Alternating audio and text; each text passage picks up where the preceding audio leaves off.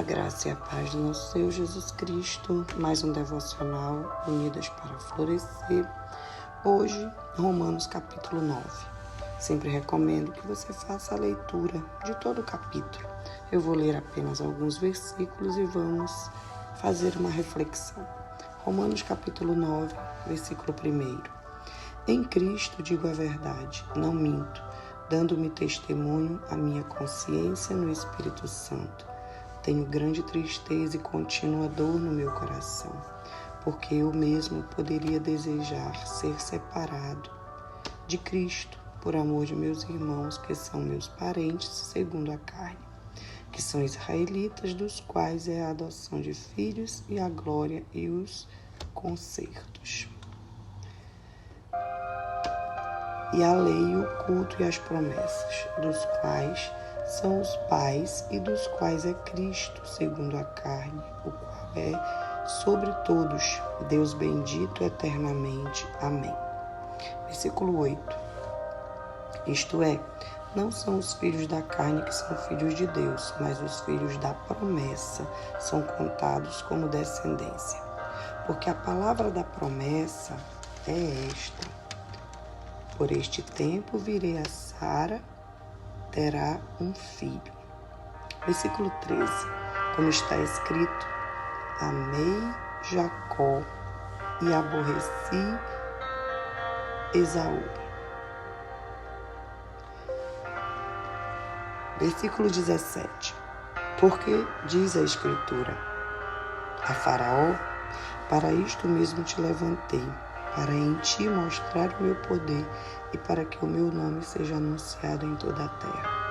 Logo, pois, compadece-se de quem quer e endurece a quem quer. Dir-me-ás então: por que se queixa ele ainda? Porquanto quem resiste à sua vontade? Mas, ó homem, quem és tu que a Deus replicas? Porventura a coisa formada dirá ao que a formou: por que me fizeste assim? Ou não tem o oleiro poder sobre o barro para da mesma massa fazer um vaso para a honra e outro para a desonra?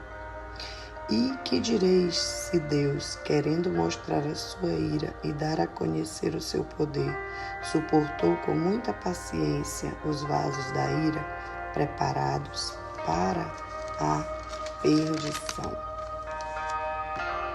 Versículo 25.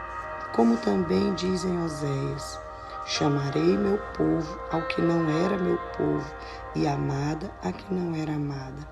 E sucederá que no lugar em que lhes foi dito: vós não sois meu povo, aí serão chamados filhos do Deus vivo. Amém? Glória a Deus. Esse capítulo 9,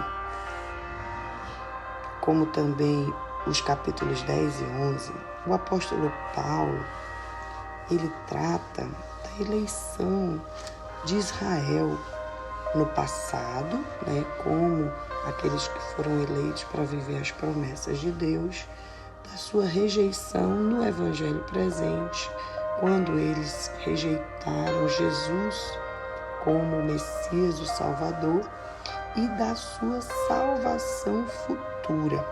Então, nesses 3 capítulos que nós vamos ver, o 9, o 10 e o 11, eles foram escritos para responder a perguntas que os crentes judaicos faziam naquele período ali em que Paulo estava pregando o Evangelho.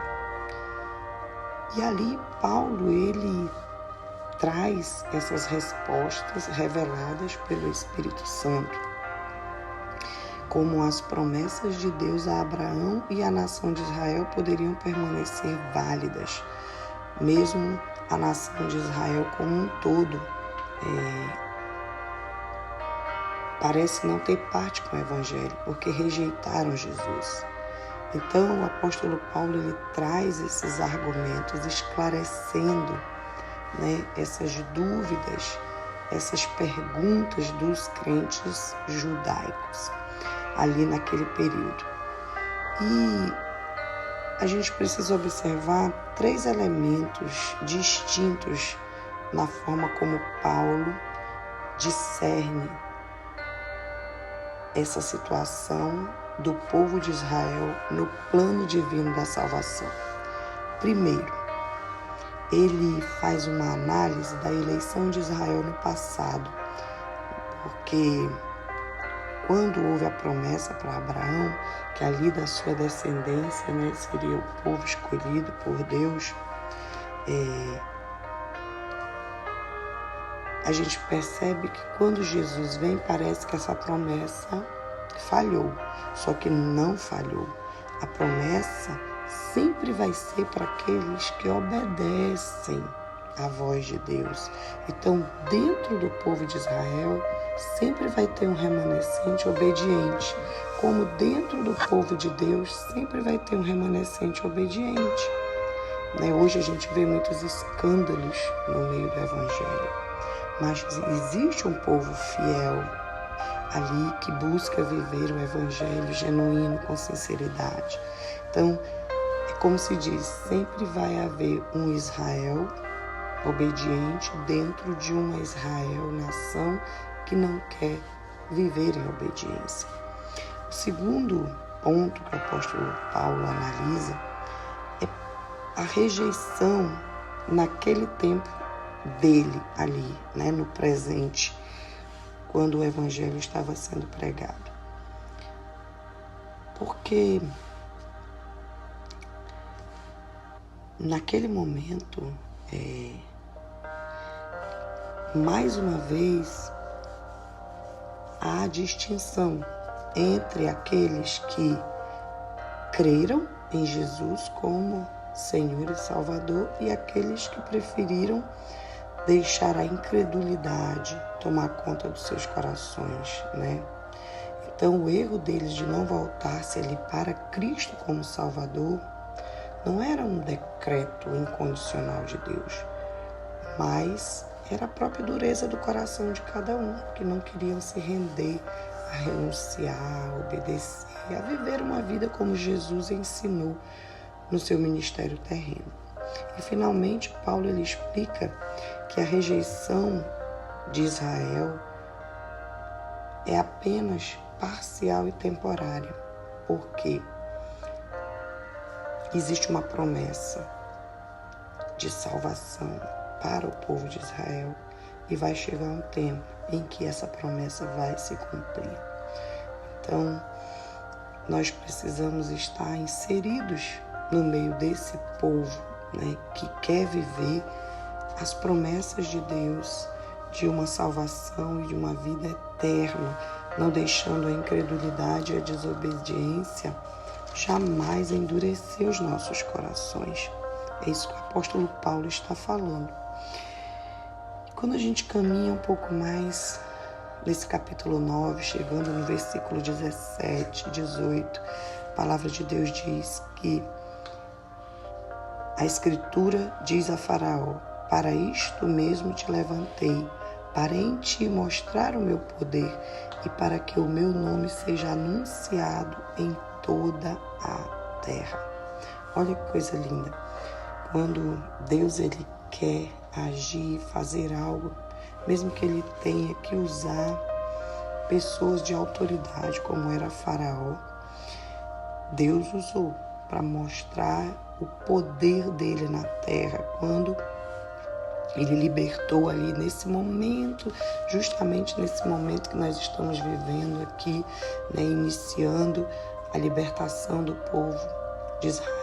Nós estamos na semana em que tudo isso vai acontecer, que a gente chama sexta-feira, ali quando indo lá para o Antigo Testamento, essa semana é a semana decisiva, quando o anjo da morte passa e mata todos os primogênitos. Depois Deus ele dá a ordem ali e Faraó tem o seu coração quebrantado pelo próprio Deus para liberar o povo para o deserto, para que eles fossem livres.